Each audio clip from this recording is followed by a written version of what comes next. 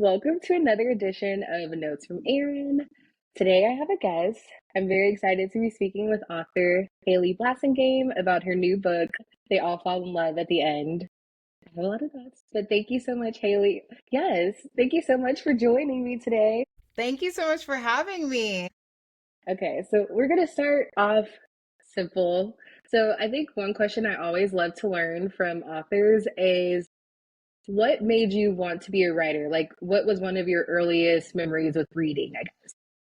God, I was one of those people who was just like born wanting to write a book. I don't know, like when I was like in kindergarten, I would and you may recognize this from the novel. I would have dreams and I would turn them into books and I would use these manila folders. And so I don't know where the impulse to not just like write stories but to have them be an object like a book Mhm. comes from. I think I like the whole process of like designing a cover, of binding it, of having a physical manifestation of my story. My grandma was a librarian and my great grandma was a librarian. And I don't like to lean on that too much because I'm like, they were also black women in like the 60s. So, like, what else, how many options they have? You know what I mean? They had like three options. So, but I'm going to guess they did like books on some level. So maybe Good. that's part of it. But yeah, I was always that kid who, I don't know if you had this in school where you would get stickers for the books you read and it was like a chart. And I was like, took that Mhm. very seriously and was very invested in that. So I think like reading and like the competition that was created around it and writing also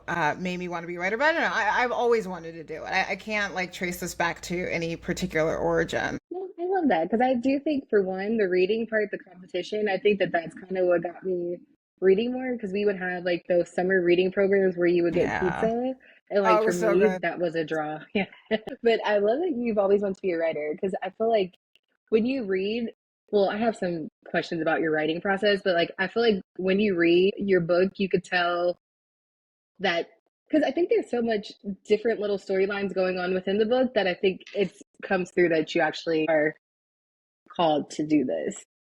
Definitely a lot of different storylines. Yeah, but I really feel like I became an author. Well, obviously, I became an author with this book because it was published, but like the revision process, that was not something I had encountered before. Like, I had always written novels. Like, I've been writing a novel nonstop since I was 19, but this was the first book that I actually revised, which to me was the moment where I was like, came into my true, I guess, rose to my full heights as a writer Mhm. because I can draft pretty fast, but the revision process is it's like a different part of your brain. And it's really like I didn't even know what revision meant. I was like, okay, I'll move some paragraphs around. I don't know. But that is not revision. Like I rewrote this from scratch. So yeah.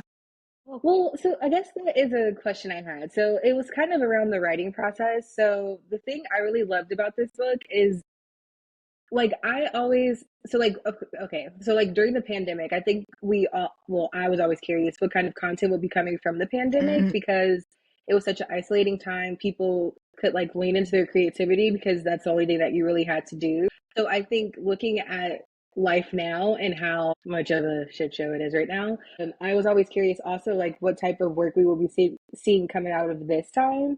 And the thing with your book is it's post COVID, but then it's also so much of what's going on now. So I was curious, like, when did you start this book, and then also what the writing process was because it's so current in the world that we're still living through right now. Yeah. So funny enough, I started this book in January 2020 and I was Okay. like, cool, I'm just gonna set it now.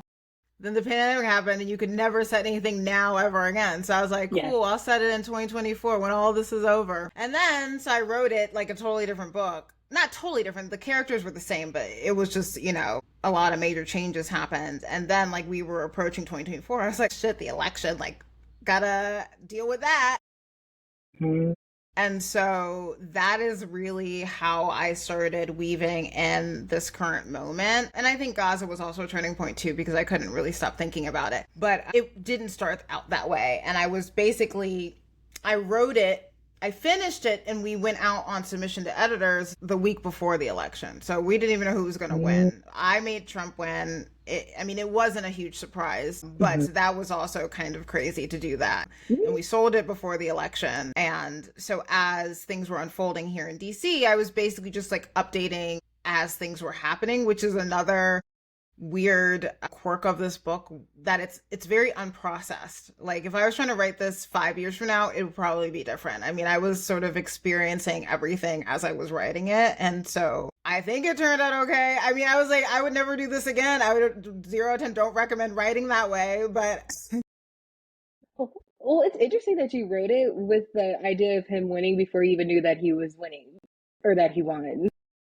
yeah, I mean, it was, again, it wasn't like a long shot him winning. And also, we already have Project 2025. So we had a sense of the types of policies he was going to implement. It was just a matter of when, how, the fallout, etc. So I sort of drafted it around that document a little bit. And like a lot of Hmm. stuff did happen. But then a lot of stuff that we didn't know was going to happen happened.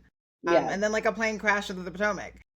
So I was just like, what is going on? Like it just felt crazy that period of time. No, well, I think that's the thing I enjoyed about reading about it because I was like, I remember when this happened. I remember this happened. But even like looking at like the wildfires from California coming into the fold too, I was like, dang, there's been hell stuff going on. And then just Kat is going through all of this stuff at the same time. So going backwards, if you can, please tell people about your book. Yeah, so it's about a writer named Kat in DC who is an open relationship with her college sweetheart Jay, and she falls in love with the only two people who are off limits: Jay's best friend Tristan and his girlfriend Nia. So that's sort of like the back copy flap of the book. Okay, perfect.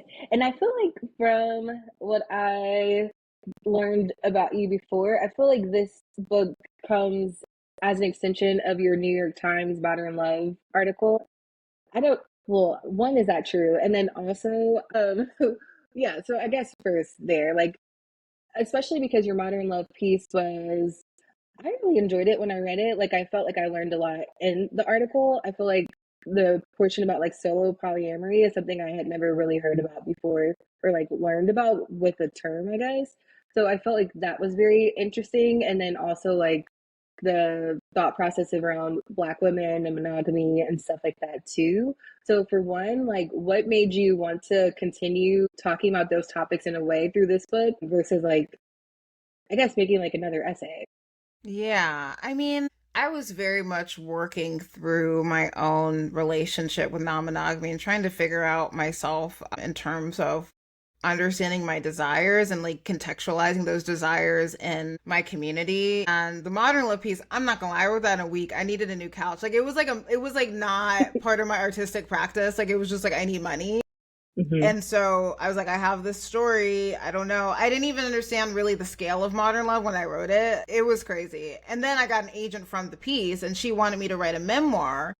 And so I had started working through some of these questions, like actually like using my life and my Hmm. experiences. And so that was sort of the foundation for the novel, but I just wasn't as interested in myself as I was in like the questions and playing them out in a more interesting landscape with more interesting characters and events. Like I was like at that time I was 25. I was like, why am I don't have anything to say in a memoir. Like three things have happened to me. I don't know. So I had already been working on a novel, and so that research and the questions that I was wrestling with in the that memoir were funneled into the novel, but I could do it in a way that I felt was going to be more compelling. And I feel like the essay was really just like scratching the surface. I mean, I don't even like talk about soul polyamory anymore. Like I don't know, I was very much like not confused and lost.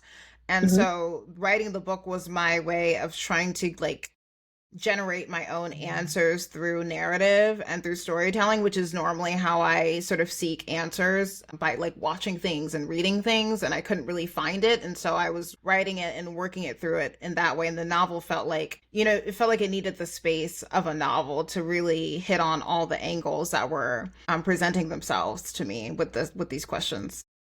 No, and I could see that because I think what I really loved about reading about Kat's journey is that you could tell she's trying to figure out her life. So like I think no area of her life seems to be very like concrete. It seems like she's trying to like work through them all. And so like you see the relationship with her and Jay, you see the relationship with her and Tristan, you see the relationship with her and Mia, and even like her platonic relationship with like her best friend Malone. and then watching the relationships with her parents, I feel like she's, and even like with school, I feel like she's trying to figure it out, which I really enjoyed reading her journey as she thinks about different things. While some of her decision making may not be my decision making, I liked reading her get through certain things. I Yeah. think And I she was always kind of like like simple. characters who, like I always say, like, this is not necessarily an endorsement, but I love it. Like, I like the messy characters. I want them to do the thing that I wouldn't necessarily do, but would think about doing, because they're doing it in the safety of storytelling. So it's like the fault, like the consequences are not, blood and bone, but hopefully it Well, feels that way. no, it's true because I feel like if I read a book and it was all my decision making, it would be a boring book because then it's kind of like Yeah. She went to I did this anyway. college, she got a job, she invested in Hmm. her retirement. Yeah, I don't want to read that. So I guess like for your writing process, how much of Cat do you feel like was your story, or like how much do you feel like you were weaved in throughout the book? I definitely gave her all the same demographic details. Black woman in DC, daughter of a federal worker, writer, works at a crappy restaurant, which I did. And like her sense of humor and like her worldview. Like she definitely we definitely share that. Like sort of her like inner monologue is similar to mine. I try to think that I wasn't that wild when I was 24. I might have been though. Like I definitely did some stuff. I didn't do what she did, but like maybe given different circumstances. Like she's probably me in an alternate universe, or like my cousin. You know what I mean? My little cousin. Like we're related, but we're not the same person. Yeah, no, I think that's cool. And so the book, I like wrote down this one question that I wanted to ask about Kat because I think that she's very like ambitious is what I think about her. So like she wants to follow like her life, her love, her art, her freedom. But I think like one of the things I wanted to know is what did you find most compelling about a character who refuses to want less? Because I feel like in every area she doesn't like she wants what she wants. So that's me though. Like I am very much like I want what I want. Like when people try to tell me like, but what if you dated a guy and he wasn't exactly this and he wasn't funny? I'm like, no, why? I'm funny. He should be funny too. I'm smart. He should be smart too. What are you talking about? Like Yeah. so I do think there is this idea of like dreams and like your imagination is also part of the book. And I do think that like having a broad imagination about what your life can be informs the way you move through your life. And so I tend to be drawn to characters and to write characters, especially female characters who have a lot of agency, whether that agency is imparted on them or they're resting agency for themselves. Like I don't necessarily like reading about female characters who refuse to do anything. I mean, they're just like Mhm. trapped by their circumstances. Like agency is more it's less about like the actual agency you have and more about your capacity to use whatever agency you have. Mhm. And so I relate to that on a personal level. And I feel like that just about black women in general. Like I just feel like it's always, making something out of nothing or like let me get myself togethering. Like I just feel like Mhm. that is part of the lived experience is reaching for more with little with and then Kat does it with bravado. So Well, yeah, because I feel like I read something that you said that you could see that people may not like her as a character, but I did like her as a character because I felt like she, like I said, like I feel like she was trying really hard to like figure things out, but I felt like she refused to not be herself or like follow what she wanted, which I did appreciate. And so one thing that I was curious about when you were thinking of writing the different dynamics, like how did you? Well, so okay, so I know that the Tristan story probably should be bad, right? Because technically he's her boyfriend's best friend, but they had very intimate moments together that I thought were really interesting. Like she had asked him about depression, and he told her that he takes medication and that like about how he used to like cut himself. Like there was so many little like really intimate things about them that I felt conflicted because I'm like, should I not be liking them as a couple or like liking them together? But I really did like them together. So when you were thinking of how you wrote her in relationship to other characters, what was the process for how you kind of like mapped out all of the love triangles? Because I feel like I said like there's the one with the immediate characters, but I kind of felt like she was trapped in like a love triangle, even with her parents, in a way.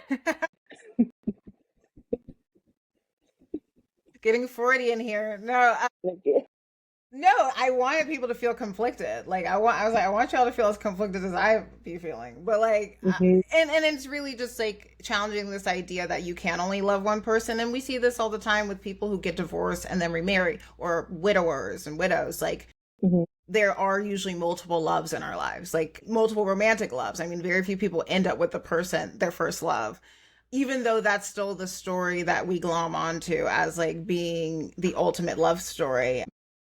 And that didn't mean that you didn't love the person because it didn't work out. And I think I definitely, and I wanted to show how you are different people give you different things and you're different with different people. So like Kat and Jay are like, they're not opposites, but he like balances her out in a way. Hmm. He's like, very like her voice of reason, very optimistic, like Hmm. bright-eyed, bushy-tail. And then Tristan and Kat to me were more similar, like kind of just like messy and like a little bit not toxic, but slightly like, like they had some of that toxic energy, like, The and then sluggery. yeah, just like, they'll go toe to toe, you know what I mean? Hmm. And then Jay is more like the peacemaker, the mediator type person. And then Nia is represents like her artistic ideal and was showing her how do you believe in yourself as an artist at, at a young age. So like I wanted to show that they gave her different things and she was different with all of them. And so it was difficult to like you kind of you're trying to make it feel balanced without you're not necessarily giving everyone the exact same space and time on the page. So that's challenging. Like Jay is long distance. So that had some limitations with it. There's a lot of reliance on phone calls and FaceTimes and things like that. Hmm. So that was a hurdle trying to figure out how do I make it feel somewhat balanced without necessarily having the space to make it, it could be 500 pages to give them all the same amount of space on the page. But it was also a really, really fun challenge. No, and I enjoyed like the amount of time that they had on the page because I feel like we got enough of the characters because I feel like Jay, I enjoyed I liked him. I think because in my head I could like see him in my head the way I thought he looked like. So like but I feel like he's very like traditional in what he wants and then she has a different ideal of what she wants. But then there was like a part that I wrote down because it felt kind of like you broke the third wall because I can't remember what she said, but it was something like you think it's hard being in a like a poly relationship, but how about Try being a being, side chick? yeah, that's actually from, oh my God. So this is that type of writing is from Langston Hughes' autobiography, which is like Mhm. hilarious. He often just like turn to the side. Again, this also feels like very like black literature writing. He'd be like, folks, don't ever do that. Like he would just like turn to the side of his autobiography. I thought that was hilarious. He'd be like, folks, never ask your cousin for money. Like it would just be like, and so I had a moment where I wanted to do that. I just think that's hilarious. No, I loved it because in my head when I wrote it down, I wrote down two songs next to it because I wrote down Sideline Ho. You know that song by TLC? I wrote down that. No. I ain't never been a silly hoe, not Sideline Ho. I don't know what I said. I wrote down that song and then I wrote down dang now I can't think of it. It's my favorite Destiny Child song too. With Me. And it's like she's basically like his side chick and then he has Yeah. another girlfriend, so I wrote those both down. Okay, so I liked that a lot.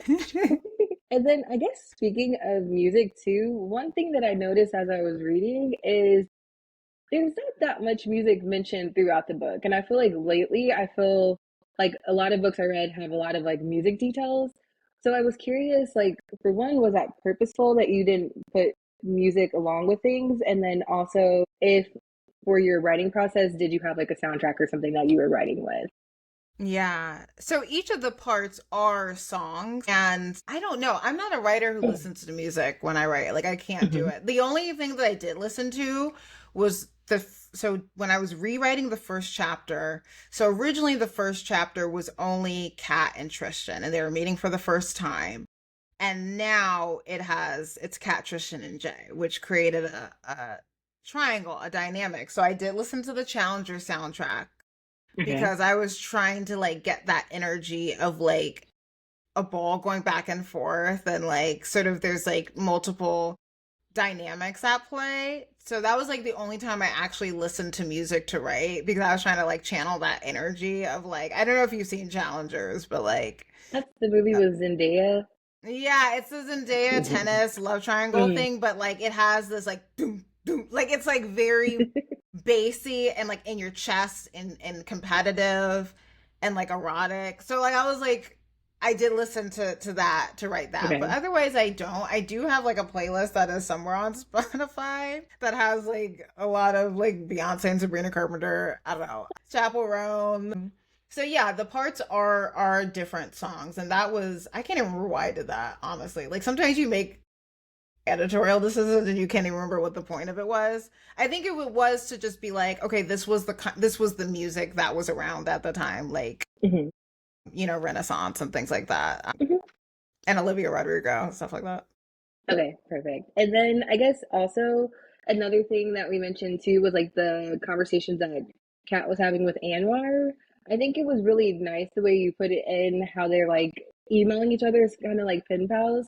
So for you, why did you, or like, what was the importance of bringing those elements in, and then also like how you brought them in too? Yeah, I mean, part of this book is about someone with imperfect politics, like who doesn't know how to practice. Like she is not an activist. And that's another thing that you stumble through as well is like we assume that you're going to know how to show up in moments of political importance, and it's like no one teaches you how to do that. Yeah. I me and my friend tried to go to a free DC protest and showed up 4 hours late because it was a march. Like I was like, oh oops, like like it's not so simple. And so I wanted to write a character. There was more in there like that where she was like there. It became a less significant part of the story, but that was gonna be a big part of the story where she's like writing like free Gaza on like a bus stop, and someone's like, "Hey, you can't do that," and she's like, "Oh, sorry." Like she's like trying to be like radical but doesn't know how. So I think with Anwar, so she adopts an olive tree in the West Bank, and it is supposed to be this sort of weird thing where it's like someone who is trying to help but like does not know how. Like I think at some point your friend is like, what does that have to do with anything? Like this is the West, just like what is the connection? Like she's like, I don't know, it's like helping. And so like I also am very interested in like the relationships that cross the set boundaries, which is also like what the whole book is about, is like you have these parameters around relationships, but they move across them. And I think of like customer service or what are supposed to be capitalist exchanges, like I give you money, you give me this product, and like that collapsing because now he's asking her what music you like, and it's sort of just like Hmm. encroaching and like crossing those boundaries. So I think that was interesting. That happened to me because I was like messaging this Xfinity chat assistant, but he started saying like you're such a nice person, like it just like was crossing the boundary of like what you normally have in those interactions. I was like, that would be kind of fun. Like, that would be like a funny Hmm. story. Cause I was like, he's talking to me nicer than like most men that I go on dates with. You know what I mean? The Xfinity chat assistant. He's like, what a Hmm. beautiful soul. I'm like, Well, thank you. so, so that was also part of it too. It was like this idea of like, oh, he's Anwar. He's continuing to email me, and like, I'm just going to email him back. Cause like, Kat is kind of like down for whatever. So Hmm. yeah, that was a fun way to like sort of explore some of what the Palestinian identity opposite the black identity, and a place like DC that doesn't have statehood, and a place like the West Bank, Hmm. statelessness, and Hmm. those parallels through young characters who are also just like living their lives. No, and I liked it because I felt like it was also kind of like you said, it kind of like personalized them too, but personalized the differences. Because even there's like how he asked her like, what is it like living in a, or he asked her about like DC and how DC is not a state. And I think too, because I live here, one of the things I did like reading a lot is how DC kind of becomes like a character in the book. Like they went to certain coffee shops and just different things that they were doing. For you, like with your writing process, how did DC like? How did you figure out what elements of DC that you wanted to bring in too? Yeah, in the beginning when I first started writing it, DC was an important part of the book, and but as I started writing about the election and things like that, it was like, well, obviously we have to get into the fraught relationship between DC and the federal government. So that sort of meant like making the setting come alive and like bringing those details to the forefront so people could understand that DC isn't just like a political place, but also residential, and like people live Mm-hmm. here. and that like most of the time people are not engaging directly with the federal government. I mean, we have like tons of federal workers, but as far as like the way you move through the city, it's not, people I think often just assign such political grandiosity to the city. And I am a second generation DC native, and so there's so many other elements of the city. So yeah, it wasn't originally important, but then I was like, you know what? And then there's just not a lot of books that are just about DC. I mean, I think Edward P. Jones is sort of the big person who writes about DC, and you have a couple other people, but then you have like a lot of political thrillers that are again sort of centered around the political importance of the city. No, because I thought he was cute when they went to, like, she met him at Tryst for coffee, Yeah. and I was like, that's cute. Because it's Someone all, was talking about that, and they're like, Tris, there, I ate like a piece of bread with tomato, and I got mono, and I had to go to urgent care. Like, after they said that, I was like, I'm so sorry that happened. that's dramatic. No, I like that element though, because I think sometimes when you read books and they're based where you live or like places you're familiar with, either sometimes it could confuse you. Like I know I read a book and it was like I'm from the Bay Area, and so like they were naming places in the Bay Area, and I was like, I don't think that's the right street. So like I kept like going back to MapQuest or not MapQuest, that was hello. I go to like my Google Maps, but I think like the way that you put it here, I was like, oh, I could see this. Like I know kind of the vibe and where they were, which was cool. And so I guess because I feel like I could ask you a lot of questions about this book because I wrote down a lot of notes. Just Okay. because I feel like also like I feel like even like how she, because I feel like I have not read many books about like someone who was on like their polyamorous journey. I feel like it's either people like I know stories of people who may already be there, but like I think what was nice is because she, like I said, like she's trying to figure it out. And even like Jay was trying to figure it out because he wanted to be with her. So he was fine with opening the relationship, but you see him kind of like wrestling with it. And then you see her wanting to explore, but still wrestling with her feelings about him moving forward too. So I think like this was just an off the cuff question, but like, how did you go about writing the complexity of someone who wants to follow their path and what they feel like is aligned with them, but then also like the emotional bandwidth of going back and forth of trying to figure that out? Well, I wrote it because that was my life. So, well, I mean, I was just like very, very tormented over what to do. And yeah, I mean, like it's weird because I wrote the book and it sort of exercised that torment from me. And now I'm like dealing with other things now that I'm 30. So, like, yeah, I mean, that was my emotional experience was like having a partner who was unsure, but who I cared about a lot and feeling like these things are in conflict with each other because my Mm-hmm. decision to be polyamorous directly affects him. So how do you square that? Mm-hmm. You can't almost, or something has to go, or there has to be some sacrifice or some reckoning. And so that to me are the stickiest literary questions. So that was another thing that I thought was, made it the kind of friction that I like to read about, which is everyone's right and everyone's wrong. It's true because I think when she said like, I don't understand why I have to decide because you don't choose like one parent over the other. I was like, I never thought about it that way because you really should not do that. So I think just like one question, like a final question I was curious is, I read this someplace. Well, no, actually, I'm going to change what I was going to ask.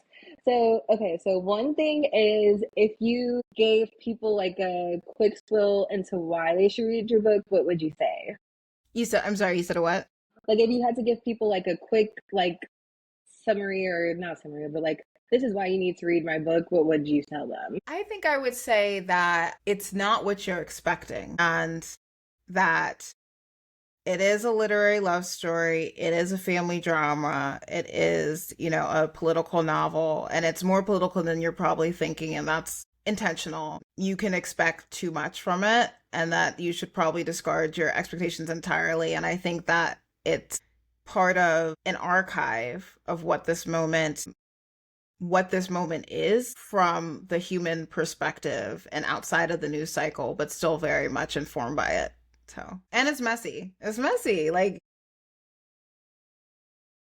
But it's messy, but it's so entertaining. Like I read it in like 2 days. So like in one whole day, and then I finished it the morning of the next day. But it was so good. Like I did a mix of like audiobook and then also reading it like in physical format. So like it captured me the whole time because so much so that I ran out of audiobook credits on Spotify and I've never That's they happened to me. Oh my god! And no, you'd that's like never happened to me in my whole life. really that always. I mean, maybe I only have No, one credit. I don't know.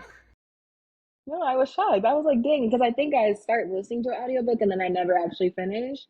But I was so interested. Like, I was listening while I was driving. I've been listening, well, I've been doing like this bad thing where I listen to my AirPods in the shower. So I was doing that too, which I know That's that's not not good. dangerous.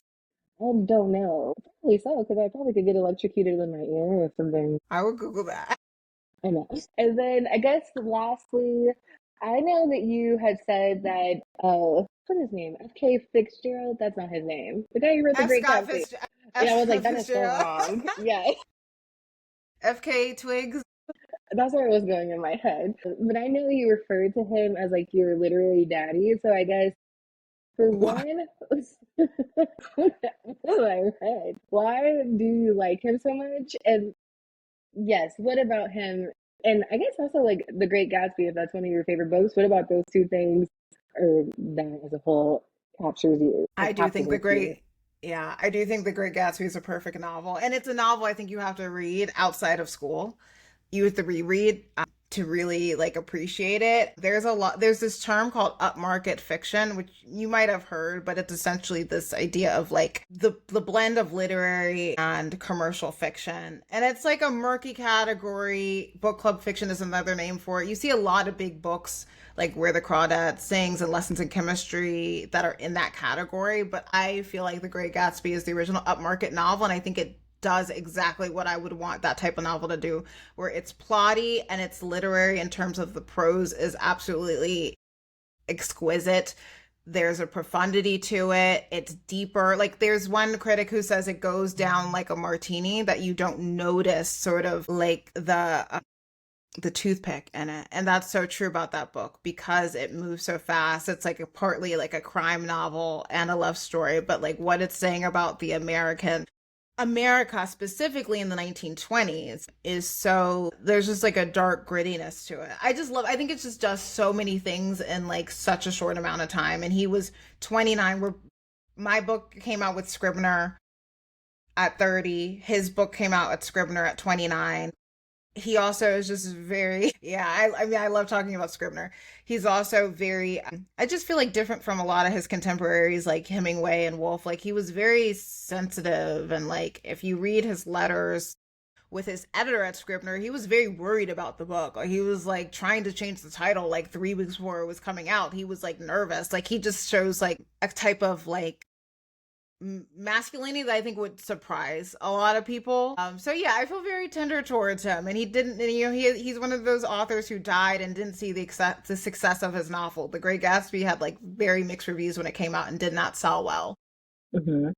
So yeah, I just feel very connected to that, mostly because of the Scrivener connection and because I love The Great Gatsby, and like just to have there is a flame that is the Scrivener thing. Mm-hmm. I was gonna see if I had the Great Gatsby somewhere, but I'm not gonna pull it up. But it has that on there, and to like be in kinship with him in that way is just I don't know. It's like an honor. That sweet. And it's just so interesting to think too that that book came out because last year was the 100th year No, anniversary. it's he was writing about the 20s in his Mm-hmm. 20s, and I'm writing about the 20s in my 20s. So yeah, You guys are a serendipitous relationship. it's my grandfather. And then if people want to get connected with you, how can they find you on the internet? It's actually very easy because I found you very easily, but That's just, so scary. I am so well, easy not to like that, not like find. that. No, I know. I'm just saying I am very easy to find. First of all, my name is very rare, but I'm on Instagram at Hailey Wrote a Book. I'm on Substack at, I think it's Shut Up Hailey, but like my actual Substack is called Touch Her and Die. And then I'm on TikTok, I think at Shut Up Hailey or Hailey Stop Talking, one of those. Perfect. Well, yes, and I love in your acknowledgments how you think to your Substack readers too. I was like, oh, that's so cute. Well, perfect. Well, thank you so much, Haley. Thank you so much, Erin. This was lovely.